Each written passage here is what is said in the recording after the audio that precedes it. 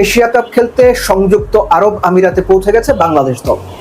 বাংলাদেশের এই দলটা এশিয়া কাপের ফাইনাল খেলার সামর্থ্য রাখে কিংবা এশিয়া কাপের ফাইনাল খেলবে, এটা কি আপনি বিশ্বাস করেন?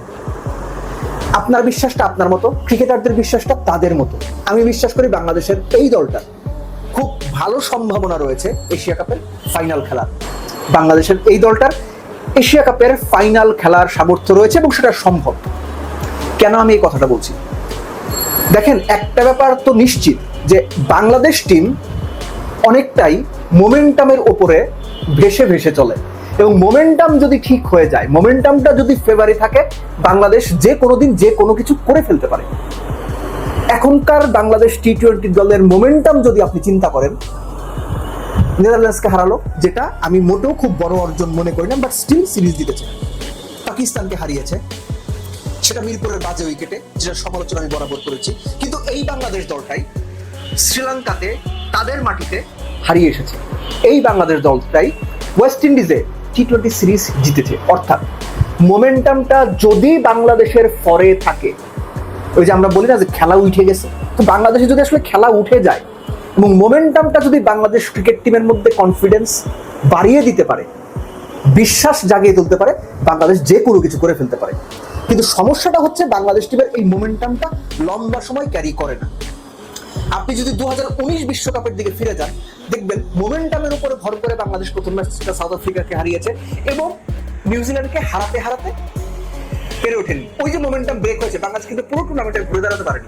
সো বাংলাদেশ টিমের মোমেন্টাম দরকার। সেই মোমেন্টামটা এখন এই মুহূর্তে বাংলাদেশের ফেভারে। যদি হংকং এর বিপক্ষে গ্রুপের সবাই জিতবে, এটা আমি ধরেও নেই, আফগানিস্তান, শ্রীলঙ্কা, এই দুই টিমের কোনোটাই বাংলাদেশের চাইতে এই মুহূর্তে আহামরি অনেক বড় অনেক ভালো দল, এটা ভাই আমি বিশ্বাস করি না।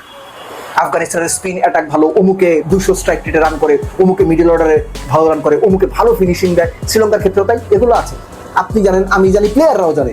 কিন্তু আফগানিস্তান শ্রীলঙ্কাকে আপনি বাংলাদেশের চাইতে অনেক এগিয়ে রাখবেন, এটা হলে ভুল হবে, এটা সঠিক হবে না। বাংলাদেশ, আফগানিস্তান, শ্রীলঙ্কা, এই তিনটা দলের এই মুহূর্তে টি-20 সামর্থ্য অলমোস্ট কাছাকাছি। সো বাংলাদেশ শ্রীলঙ্কা এবং আফগানিস্তানকে হারিয়ে গ্রুপ থেকে টপ হয়ে সুপার 4-এ যাবে না, এই নিশ্চয়তা আপনি দিতে পারবে না, বরং হওয়ারই খুব ভালো সম্ভাবনা রয়েছে। আমরা চিন্তা করছি না বাংলাদেশ টিম কি করবে না করবে, শ্রীলঙ্কা আছে, আফগানিস্তান আছে, ভুলে যাচ্ছেন তাদের মাথায় একই চিন্তা। কেননা এই শ্রীলঙ্কা টিমটাকে বাংলাদেশ শ্রীলঙ্কার মাটিতে হারিয়ে এসেছে। বাকি থাকবে অন্য গ্রুপ থেকে, আমি ধরেই নিচ্ছি পাকিস্তান আর ইন্ডিয়া আসবে।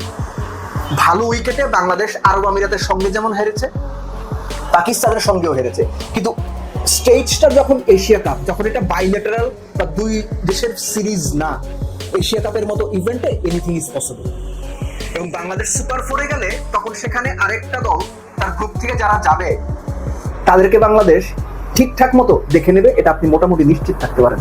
সো বাংলাদেশ ফার্স্ট রাউন্ড থেকে বাদ হয়ে যাবে, সুপার 4-এ কোয়ালিফাই বা সেকেন্ড রাউন্ডে কোয়ালিফাই করতে পারবে না, এটা হইতেই পারে। কিন্তু বাংলাদেশ যদি ফাইনাল খেলে ফেলে, সেটা কোনোভাবেই ফ্লুক হবে না।